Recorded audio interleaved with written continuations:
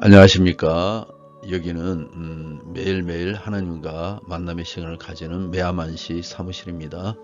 오늘 이곳에 오신 여러분을 환영합니다. 하나님을 높여드립니다. 여러분이 믿음 안에 있다는 것은 놀라운 은혜 가운데 축복 가운데 있음을 잊지 마시기 바랍니다. 대림절 기간입니다. 대림절은 거의 한 4주 기간을 이렇게 지내게 되는데요. 날짜가 딱 맞는 것은 아닙니다. 28일이 딱 맞고 이런 개념은 아니지만 한 주 한 주가 주제가 있습니다. 첫 주는 희망, 두 번째 주는 평화, 세 번째 주는 사랑, 마지막 주는 기쁨입니다. 그래서 희망, 첫 번째 주 희망의 마지막 메시지입니다. 주의 길을 예비하며 위로의 약속을 지키는 그 말씀을 가지고 하나님께 나아가겠습니다.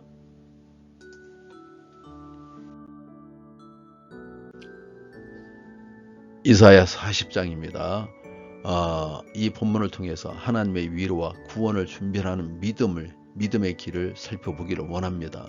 오늘 이 본문은요, 바벨론 포로 생활로 인해 절망 가운데 있었던 이스라엘 백성에게 하나님은 그들을 새롭게 하실 구원의 메시지를 주십니다. 이 말씀 오늘날 우리에게도 동일하게 적용됩니다. 고난과 환난 속에서도 하나님이 우리를 위로하시며 우리가 주님의 길을 준비하도록 초대하십니다. 첫 번째 파트입니다. 1절에서 2절 봉독해 드리겠습니다. 너희 하나님이 이르시되 너희는 위로하라. 내 백성을 위로하라. 너희는 예루살렘의 마음에 닿도록 말하며 그것에게 외치라. 그 노역의 때가 끝났고 그 죄악의 사함을 받았느니라. 그의 모든 죄로 말미암아 여호와의 손에서 벌을 배나 받았느니라 할지니라 하시니라. 너희 하나님이 이르시되 너희는 위로하라. 이렇게 말씀하고 있죠. 하나님은 이스라엘 백성에게 위로하라고 명령하십니다. 이 위로는 단순히 통정이 아닙니다. 하나님의 용서와 회복의 약속을 포함한 희망의 선포입니다. 이는 고난 속에서 있는 우리에게도 동일하게 주어집니다. 하나님은 그의 고역이 끝났고 그의 제약의 사함을 받았느니라고 말씀하십니다. 이는 하나님의 백성이 고난을 통해 정결케 되고 새로운 시작을 위한 준비가 되었음을 뜻합니다. 한 어린아이가 큰 잘못을 저지른 후에 부모에게 용서를 받았을 때 그 아이는 안도와 새롭게 시작될 용기를 얻을 것입니다. 어렸을 때는 그 작은 것이 크게 느껴지죠.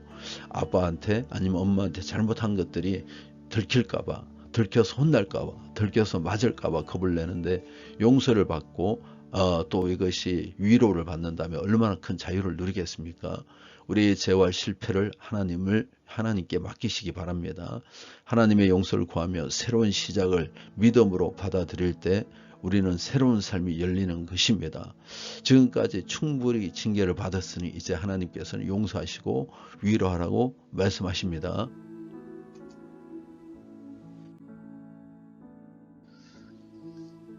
두 번째 주제는요, 마음과 삶으로 주님의 길을 준비하랍니다. 3절에서 5절 봉독해 드리겠습니다.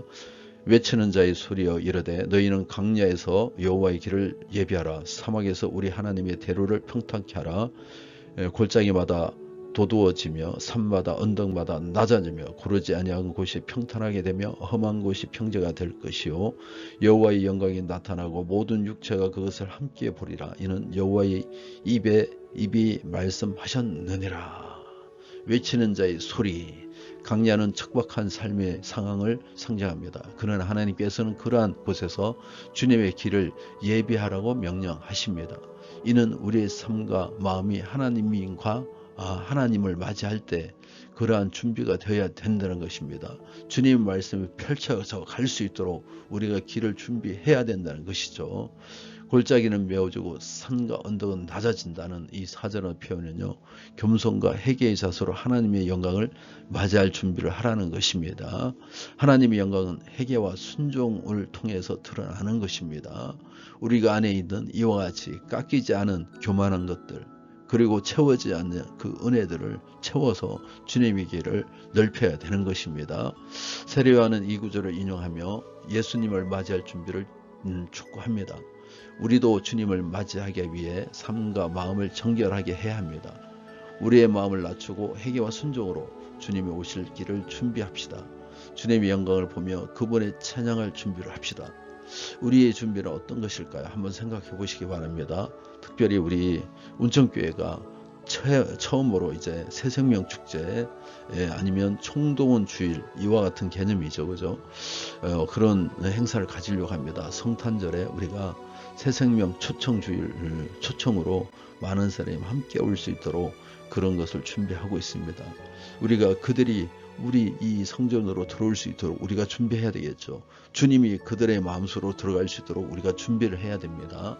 오늘 제가 그에 따른 기도문들을 올려놨으니까요. 내일 꼭 가져가셔서 함께 기도하시기 바랍니다.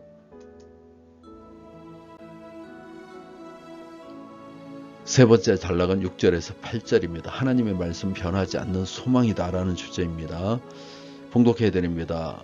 말하는 자의 소리여 이르되 외치라. 대답하되 내가 무엇이라 외치리까 하니 이르되 너는 이르되 모든 육체는 풀이요 그의 모든 아름다움은 들의 꽃과 같으니 푸른 마르고 꽃이 시듬을 여호와의 기운이 그 위에 불미라. 이 백성은 실로 풀이로다. 푸른 마르고 꽃은 시드나 우리 하나님의 말씀은 영원히 서리라 하라. 인간은 풀과 꽃처럼 연약하고 그 영광은 일시적입니다. 우리의 노력과 성취는 유한하지만 하나님의 말씀은 영원히 변치 않는 소망의 기초이십니다. 하나님의 말씀은 상황과 환경에 따라 바뀌지 않으며 우리가 붙들어야 할 영원한 기준입니다. 그 말씀은 고난 속에서도 흔들리지 않는 우리의 믿음이 토대가 되는 것입니다. 하나님의 약속은 우리의 손을 놓지 않는다. 찰스 스퍼전 목사님이 말씀하셨습니다. 우리의 한계를 인정하고 하나님의 말씀 위에 서십시오. 그 말씀이 우리의 인생을 완전히 인도하실 것입니다. 역전시켜 주실 것입니다.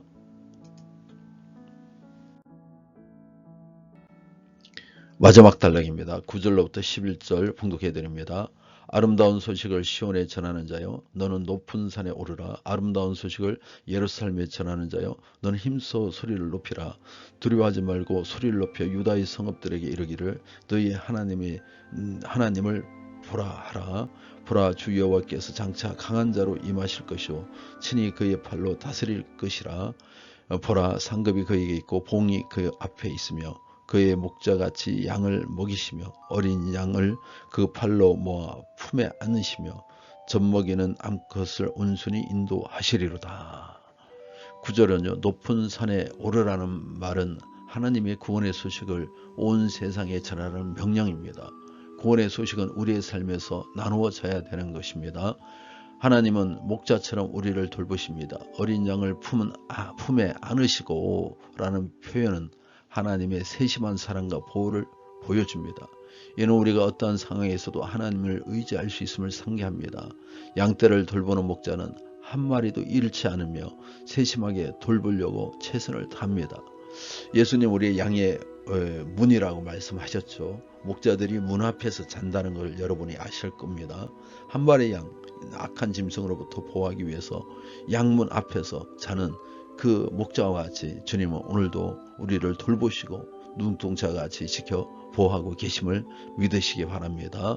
하나님께서 우리의 목자 되심이 얼마나 감사한지 모릅니다.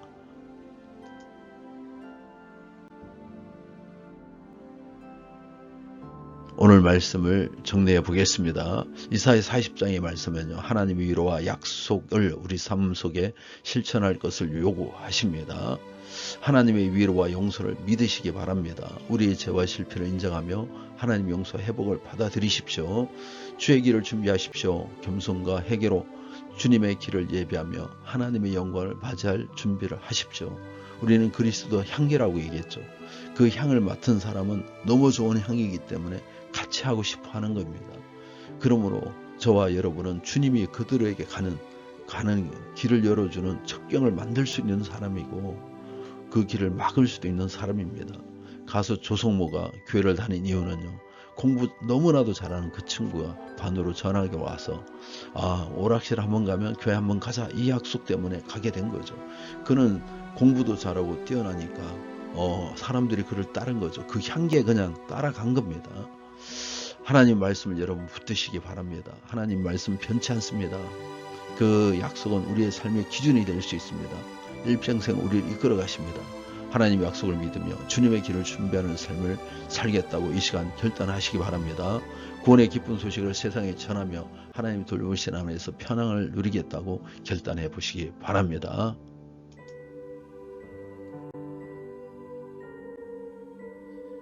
기도하겠습니다.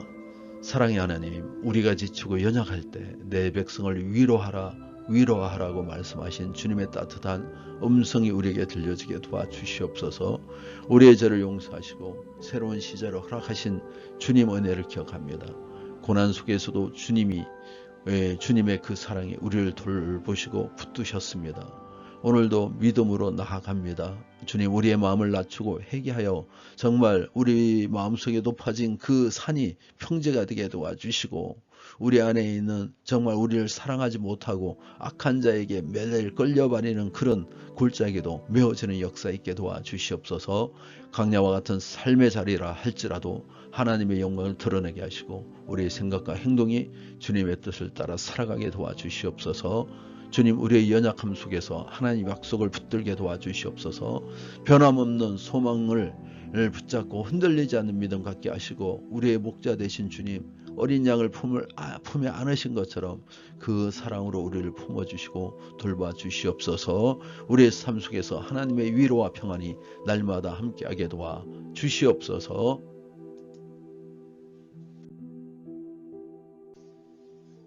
38주년을 향한 우리의 비전을 위하여 기도합니다. 주님, 겸손한 자들이 되게 도와주시옵소서. 낮아지는 자가 되게 도와주시옵소서. 여호와를 경외하는 삶을 살아가게 도와주시기를 원합니다. 주님이 우리의 최고의 가치십니다. 주님이 모든 것의 우선이십니다. 저의 주권을 주님 앞에 올려드립니다.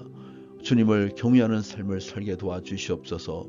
뿐만 아니라 겸손과 여호와를 경외하는 삶을 통해서 재물과 영광과 영생이 우리 안에 넘치게 도와주시옵소서. 오늘 특별히 우크라이나를 위하여 기도합니다.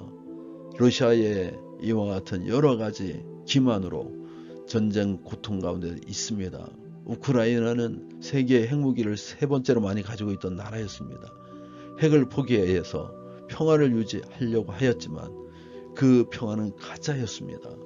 주님, 우크라이나가 빨리 전쟁을 종식하고 싶어 하는데, 종식해야 하는데 여러 가지 불리한 면이 많습니다. 주님, 불쌍히 여겨주시옵소서.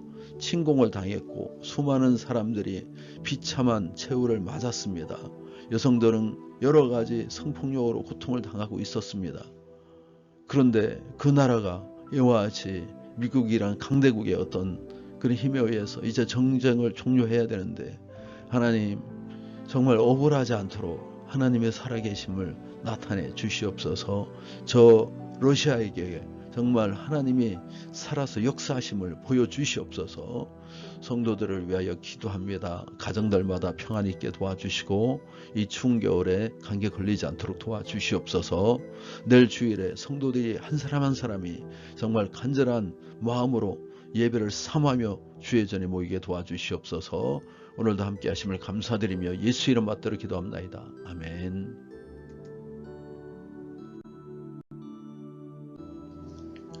주기도문으로 마치겠습니다. 하늘에 계신 우리 아버지, 이름이 거룩히 여김을 받으시오며 나라의 임하시며 뜻이 하늘에서 이루어진 것 같이 땅에서도 이루어지이다. 오늘 우리에게 원량 음식을 주시옵고 우리에게 죄지은 사하여 준 것 같이 우리 죄를 사하여 주시옵고 우리를 시험에 들게 하지 마시옵고 다만 악에서 구하시옵소서.